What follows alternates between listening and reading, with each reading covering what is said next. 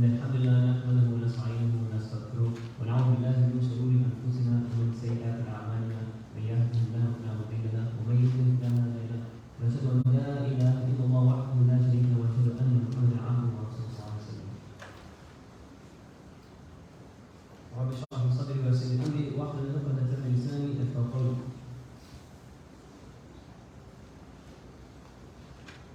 If you look around you, you don't see your siblings. You don't see your parents. You don't see your cousins. Your auntie that helped raise you, or your daddy, your nanny, your grandmother, your grandfather, they're not around. You're given an opportunity to decide who you want to be separate from what everybody in your life knows you. Your reputation from high school does not necessarily carry. Your reputation from last semester is not necessarily alive with the people you're with this semester. Welcome to the rest of your life, where you get to decide right now who you want to be. You and I get to make a decision among strangers how we're going to act and react. We get to make decisions on how we're going to identify and with whom we're going to allow ourselves to be changed by. Who do we want to hang out with? Who do we want to spend our free time with? What do we want to joke about? Who do we want to joke about with? What rules and lines do we draw in the sand for ourselves? Because your parents are no longer here watching you. Your teachers are not there. Your friends that you thought you would never go a day without seeing in high school are not here. And you're about to embark on a bigger bubble popping than you had when you went from high school to college. Or when you go into the working world, you probably won't see this many Muslims, even in a week, that you see on campus. This is the time for us to decide who we want to be. And this is not a decision we make as a group. Look to your left, look to your right, look to your front. These people will not be with you on the day of judgment. And if they are, they're worried about their own thing. There's a narration that the people are going from prophet to prophet, not just man to man, not saint to saint. They're going prophet to prophet and they're saying, please help us on the day of judgment. And all of the prophets are worried, even in that moment, about some mistake that they might have made. And they say, don't come to me, go to Ibrahim alayhi salam. Don't come to me, go to Musa alayhi salam. Don't come to me, go to Isa alayhi salam. They're sending them back and forth, and the people are worried. You and I, if we die today, forget about this world telling you if you're 18, you're an adult. You've been an adult for quite some time now. And we will be tried as an adult in the court of Allah for not just what we did from our 18th birthday, but how we have been living our life. But the good news is if you felt that things were holding you back prior, and if you felt that people were holding you back, if you've identified a situation where you're comfortable, now is the time to be a little bit more uncomfortable, right? If you want to make a change, nothing's stopping you. I like to think I know who I am when I examine the extremes. My teacher taught me that in Arabic there's a word called khuluq. That I could put on a show and dress a certain way. I could talk a certain way. I could line up my beard a certain way. I could wear hijab a certain way. I could smell a certain way. I could put on a show for the people. But your khuluq is who you truly are. And when things become difficult, that's when you know who you're actually looking at. Right? And he gave the example that when Khadija radiallahu anha was going to propose to the Prophet ﷺ, she sent a servant with him to see how he was in travel. And there's other narrations that talk about if you really want to get to know somebody, travel with them, spend some time with them. And on that journey, I believe the servant was Maysara. On the journey he said, at the end of it, I've never met a man like this. It was well before Revelation. So when he said, I've never met a man like this, we ain't talking about how much you're donating for a halal cause. We ain't talking about, how much Quran you recite or how much you memorize. Nobody's talking about how much you're praying. When he said, I've never met a man like this, and that his character is just up there, it's the decision that you are not going to lie. It is the decision that you're not going to use vulgar language. It's the decision you're going to treat people with respect. It's the decision that I'm going to take care in what I say about people when their names come up in conversation, so I don't talk about them badly behind their back. It's the decision to be trustworthy. And he came back and he said that this man, his character is just something else. I've never met somebody like this. You know when you're around somebody really good, somebody you feel is better than you, and you don't have to tell them, you're just around them, and you can maybe identify the one aspect of them that's better than you. You just watch them, and you want to be like them. You feel better when you're around them. And you think to yourself, all right, I want to take that, right? I want to take that. This person never raises his voice. I want to take that. This person's passionate, but doesn't get disrespectful. I want to take that, right? I believe that you know who you are if you examine the extremes. One of the most noble characteristics that I think, whether you're religious or not, whether you're Muslim or not, everybody respects, is the characteristic of humility. The scene was one of the greatest victories the Muslims have ever experienced. Fath Makkah. There was a long line in caravan, and they were finally going home. The Muslims who were kicked out of their houses, their livelihood was taken from them. Basically, their houses were pillaged, even to the extent that was pretty sus, even by the standards of the Meccans. And people were like, why are you taking their stuff? We never do that. Their family members had been slaughtered by these Meccans. They were about to go enter a city full of their enemies. The Prophet ﷺ, his grandfather was the caretaker of the Kaaba, and his heart was attached to the Kaaba, but he was not allowed to see the Kaaba for many years. He was not allowed to worship Allah subhanahu wa ta'ala in his house for many years. This is the true victory. I ain't talking about a preseason game. This was the Super Bowl. And they just won.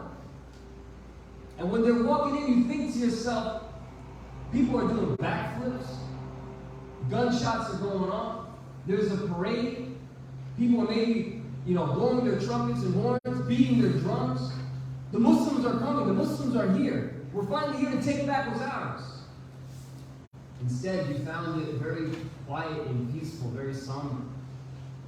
That in his victory, the Prophet ﷺ, it was narrated that he was hunched over his riding mount. So much so that his beard was touching the mount. And he was making dua to Allah subhanahu wa ta'ala. He was making dhikr to Allah subhanahu wa ta'ala. He was asking Allah to forgive him. He was asking Allah subhanahu wa ta'ala to accept from them. And the companions were doing the same. And when they entered Mecca, the people that had done so many evil things to the Muslims, they said, don't treat us the way we treated you. You're an honorable man, O Muhammad. Don't treat us that way. We killed you, and you're Muslims. We disrespected you. We stole from you. We desecrated your belongings. Don't do to us what we did to you. And he gave them the response that Yusuf ﷺ gave to his brothers, that on this day, you and I got no problems. Seek your forgiveness from Allah subhanahu wa ta'ala, because on this day we don't have issues. And Hind, who was the wife of Abu Sufyan, she was the one who desecrated the body of Hamza, the uncle of the Prophet ﷺ. She said, I swear that the day before there was no one I hated more, and on this day, there's no one I respect more. We would be doing our end zone celebration, right? You just went up for the leg, but the dunk was there. You yammed on, brother. You looking down on him, right? You're excited. You're pumped. But the Prophet ﷺ, in his victory, and one of the greatest victories for the Muslims, People gave their lives to this moment. They ain't no backflips, no celebrations. I mean, they celebrated in an appropriate way. And when they came there, instead of taking the conquered and giving them what they quote-unquote deserved, he showed mercy. And he was able to do that because his attitude was humility. Omar Tariq found himself accepting the keys to a city, and it was important. And there was a couple of narrations of the story, but there was something that kind of got kicked up onto his garment. His garment was not something that was, all right, you want to accept the keys of the city. They have certain ways, they have certain culture. Look presentable, look nice. Oh, need what we need. You know, just let's change you out and stuff, and they have certain expectations. And he was about to do it too. And he felt there was something wrong when he started doing it. And he stopped. He said, listen, Allah subhanahu wa ta'ala has honored us with Islam. If we seek honor through any other means, we will only be dishonored. Nobody here should be telling you where you're supposed to be running in this race right now. It's like this race to Jannah is like a track. You start sometimes at different starting points. Nobody should be telling you where your Quran level should be at. Nobody should be telling you, you know, I guess, how many halaqas you've listened to this week. Nobody should be telling you how you're supposed to identify, or you know how much dua you're making, or if you've memorized this or memorized that. But our treatment of the people is inexorably linked with our relationship with Allah subhanahu wa ta'ala. Right? In Ayat al-Bir, it's in Surah Al-Baqarah, Allah subhanahu wa ta'ala starts telling us that, it mentions in the beginning, piety is not if you're worshiping to the east or the west. Right?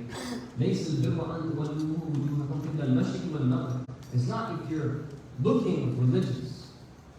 But then it continues and it starts talking about the pillars of Iman. Your religiosity comes from what you believe and how you allow that to impact those around you. You and I don't need to compare how many salahs or sunnah or nafil prayers we have and compare them to each other. How many Jumu'ahs we've taught, but how you and I treat each other. How we talk to each other. How do we allow each other I guess how we treat each other in victory and in defeat. That's something you can control. You know, that's something you should be responsible for. You're grown.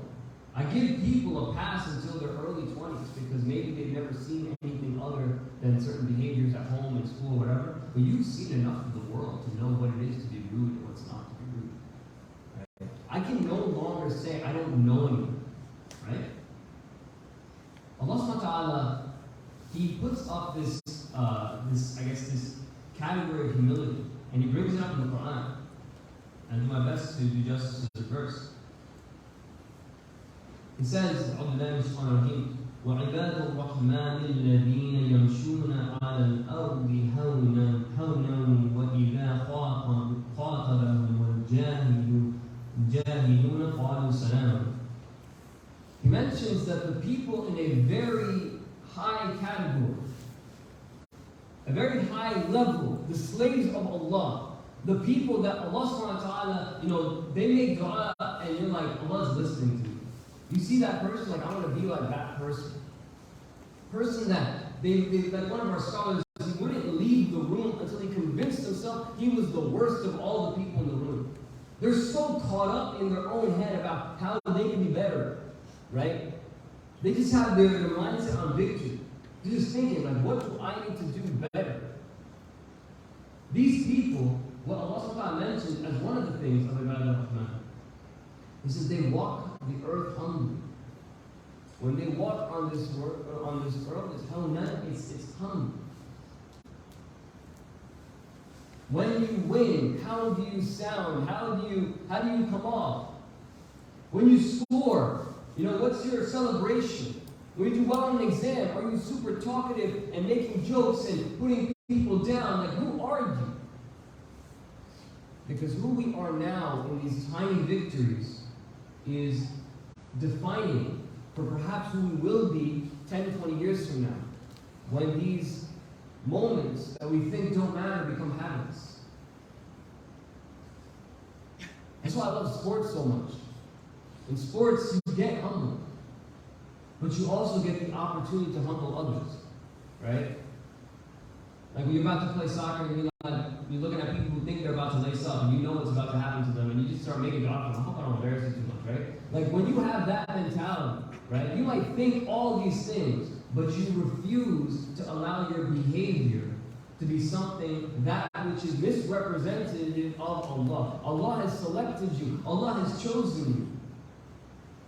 He's allowed you to accept Islam, allowed you to entertain the idea that I'm a Muslim, allowed you to represent Jesus, allowed you to represent Moses. You're representing Ibrahim alayhi salam. You're representing the Prophet sallallahu. There are no more messengers after.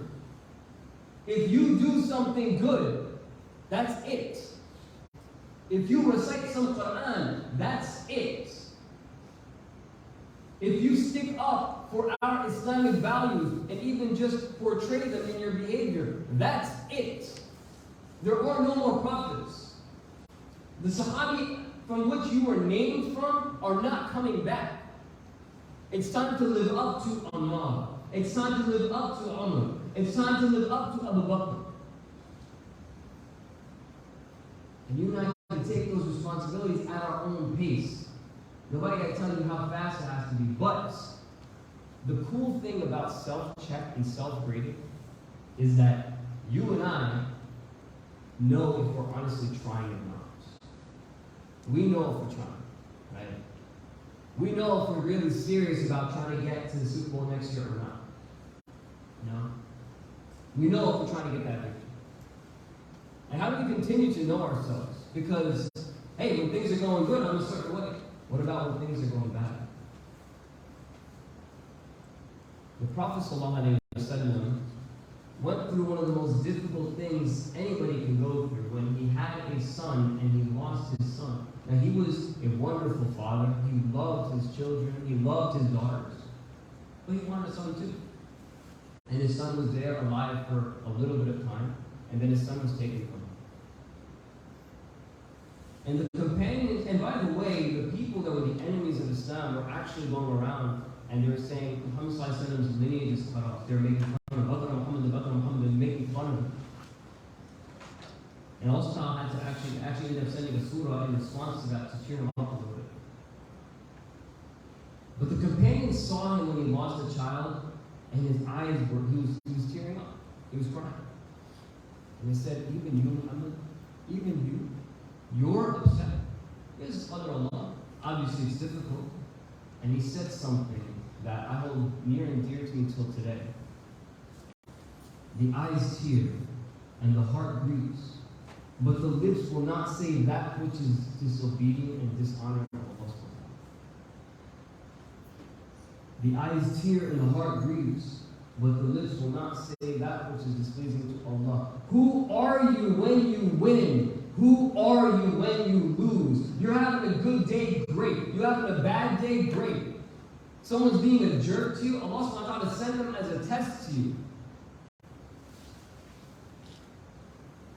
Do not allow yourself and who you're going to be defined by the person and test in front of you.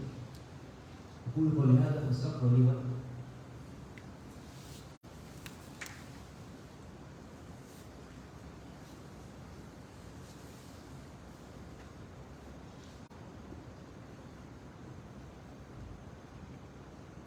بسم الله الحمد لله والصلاة والسلام على رسول الله وعلى آله وصحبه ومن والاه. The Prophet ﷺ defines arrogance in a hadith that arrogance is the denial of truth and the hatred of other people. On this journey of you being you and figuring out who you are, it's not determined by what you're supposed to do, what people around you are telling you have to do. It's your decision. And on this journey, you'll find yourself not meshing with everybody. Some people you like more than others. But the hatred of people, when you allow that darkness to enter your heart, ugly thoughts become ugly actions. You allow it to infect your good deeds, and it becomes something that is just spreading to your actions eventually. Where it's not how you were raised, it's not how you try to carry yourself, but you just really dislike someone. This is your ego flexing. Because you're a certain way, and you deserve better. You know, being humble doesn't mean you think you're worthless. If Allah subhanahu wa ta'ala has honored you, there is no greater honor. But you have to get caught up and you have to get obsessed with how can I live up to the potential Allah subhanahu wa ta'ala had for me. If I try to live up to the potential of the creation, I will never reach my potential. But once I try to aim for the potential Allah subhanahu wa ta'ala has for me, that's when I can supersede the expectations of the people around me.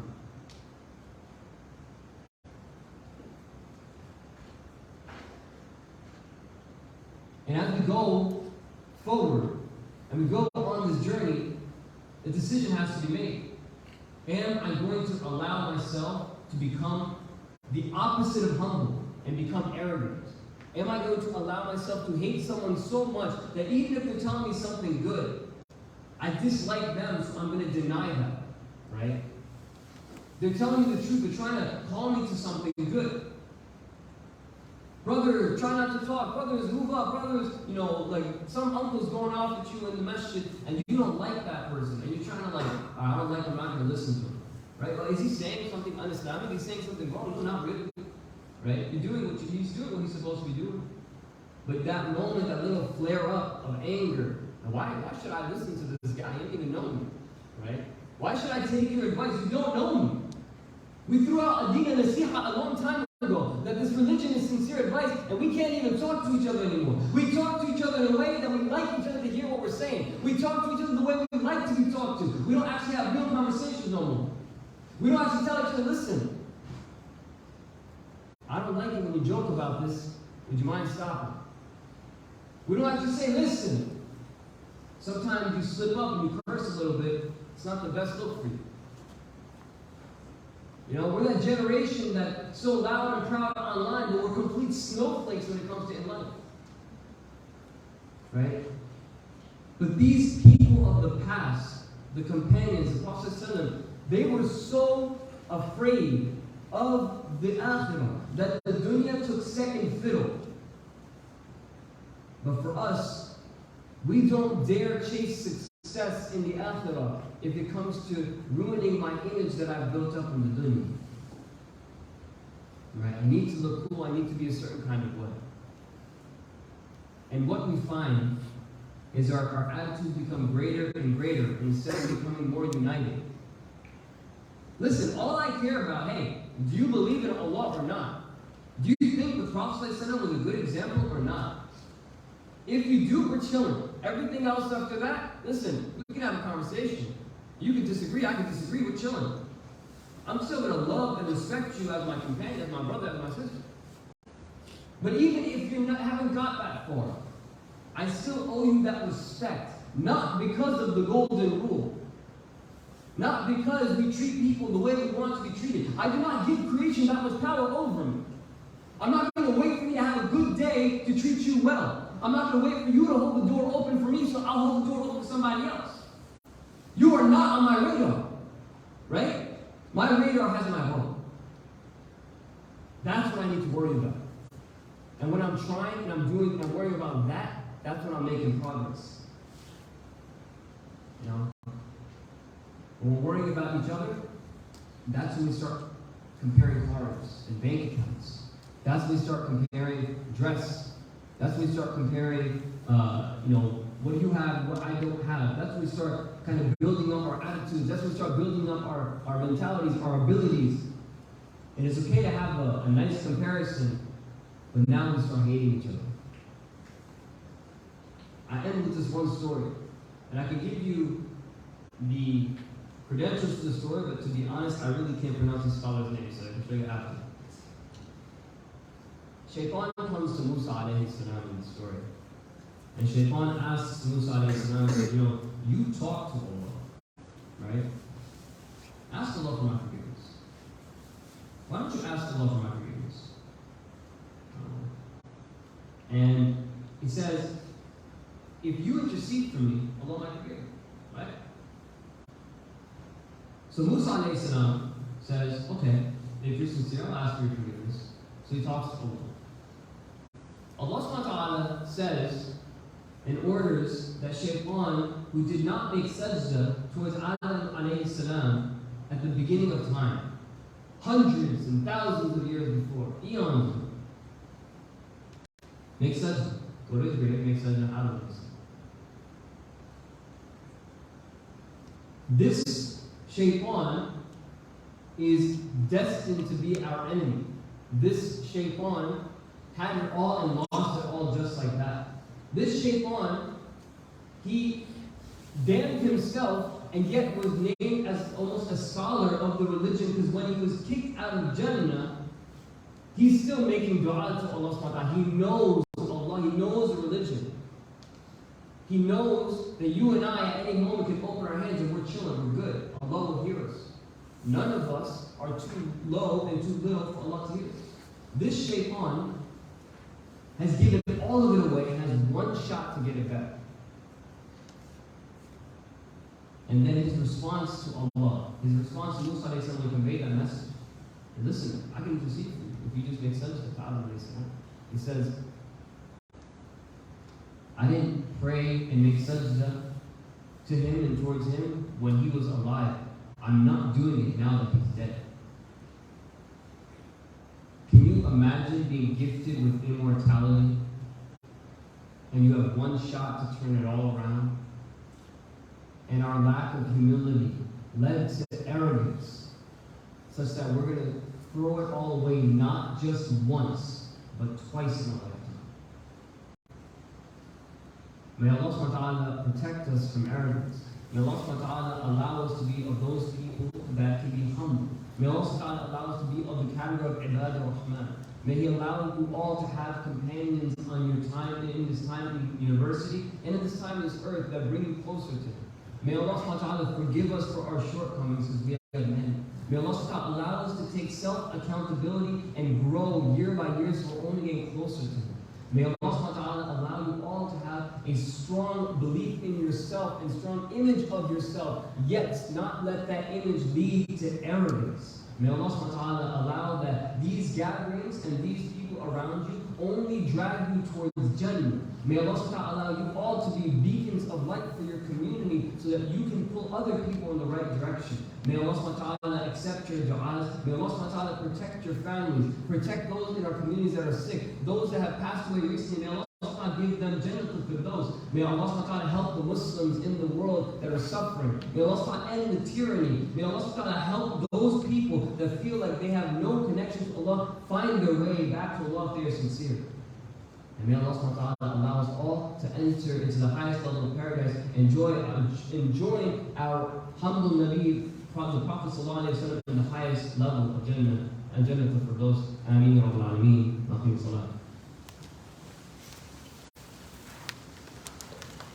الله أكبر الله أكبر أشهد أن لا إله إلا الله أشهد أن محمدا رسول الله حي على الصلاة حي على الفلاح قد قامت الصلاة قد قامت الصلاة الله أكبر لا إله إلا الله.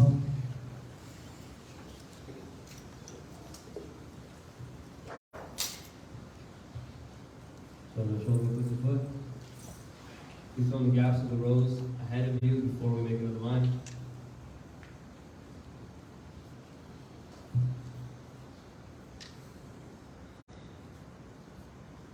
Allahu Akbar.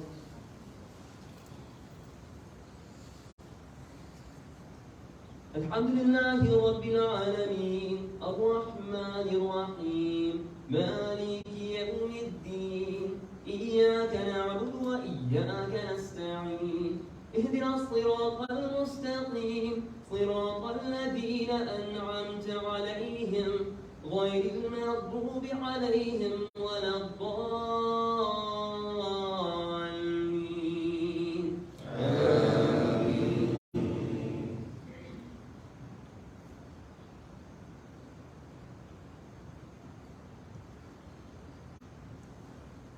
أرأيت الذي يكذب بالدين فذلك الذي يدع اليتيم ولا يحض على طعام المسكين فويل للمصلين الذين هم عن صلاتهم ساهون الذين هم يراءون ويمنعون الماعون الله أكبر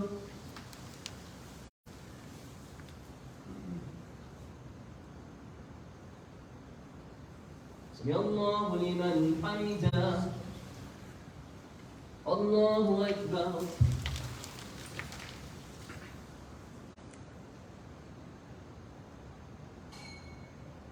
الله أكبر الله أكبر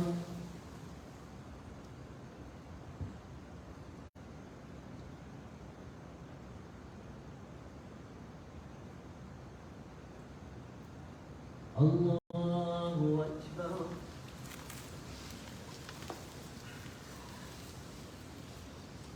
الحمد لله رب العالمين الرحمن الرحيم مالك يوم الدين إياك نعبد وإياك نستعين اهدنا الصراط المستقيم صراط الذين أنعمت عليهم غير المغضوب عليهم ولا الضالين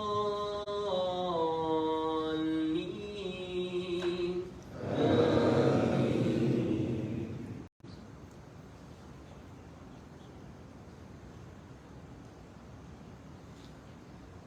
قل هو الله أحد الله الصمد لم يلد ولم يولد ولم يكن له كفوا أحد الله أكبر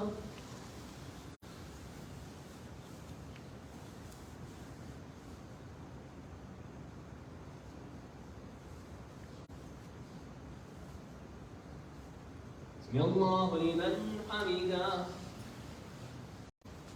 الله أكبر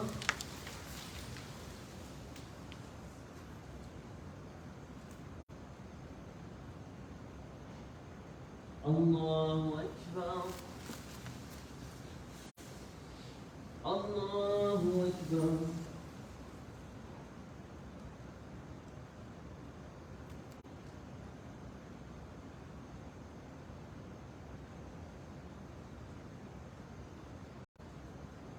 الله أكبر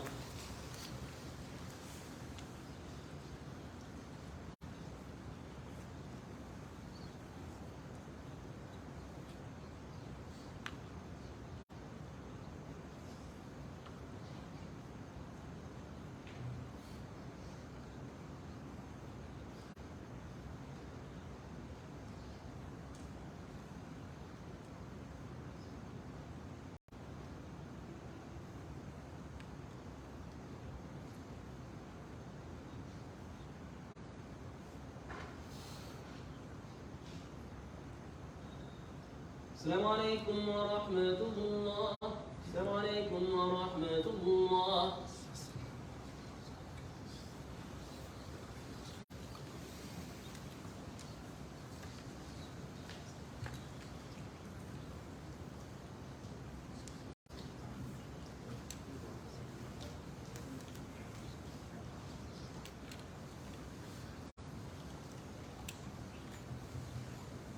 It was a dua request.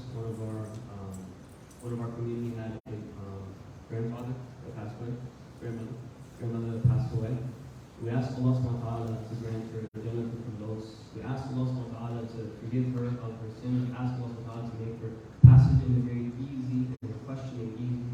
We asked Allah subhanahu wa ta'ala to allow the family to have beautiful patience. It's a difficult time.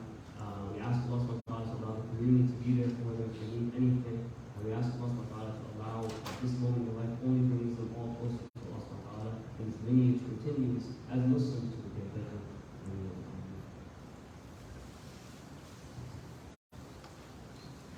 Assalamu alaikum everyone, welcome back to Rutgers Jumu'ah this semester.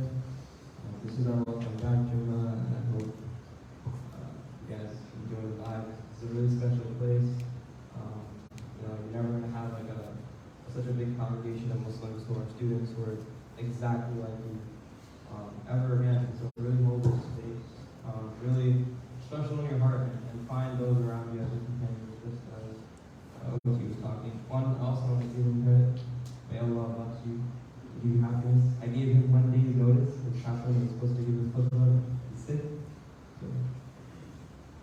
14. Alright, so on behalf of Rutgers Jumu'ah, our announcements, I'll give them at the end. If you have any other org who wants to give announcements, you guys can give your announcements right now.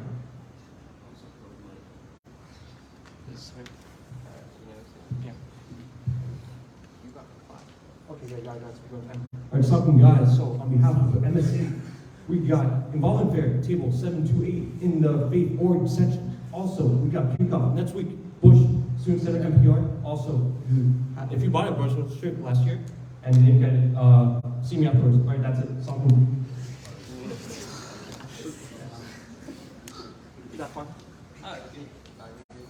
Any other org wants to come up with an announcement, like about involvement or anything, you come up now. If not, there are also a lot of other orgs that you should guys get involved in. There's a lot of good orgs. There's like UMR, United Mission Relief, I believe that's the name now. United Mission. There's the Palestinian Children Relief Fund, PCRF. Now look into that.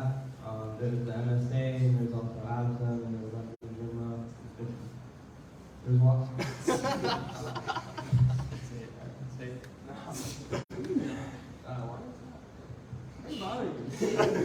Alright, so for our announcements, inshallah, this is the only Jumu'ah that's going to be at Livingston, okay? From now on, every week, our Jumu'ah will be in the Cook MPR. There is a Cook Student Center. It's really far off in the middle of nowhere. It's by the horses. But, what can I do? The SAC is being renovated. You know, this is where we're going to be, so inshallah, we make it our home. So it's going to be Cook MPR. Inshallah, there's also a group meeting, so you can ask myself, Fawaz, anyone else on the team, just find them and they'll add you to the group meeting. For the sisters, there's Sawara, Hiba, other girls on the team. Then the brother snacks are on my left, sister snacks are on my right. There are also copies of Surah Kahf, so if you've not read Surah Kahf yet, do so. It is an amazing blessing for you. It will carry a light from this Friday to next Friday for you, so please do that. This space will be available for another hour to read Surah Kahf, prayers in there, some time. We also have some merch, so that table, merch, shirts and beanies. Shirts are $10 and the beanies are $8. So if you guys are interested, give us money, give us your money. We'll use it. We just got buying this morning, so kind of need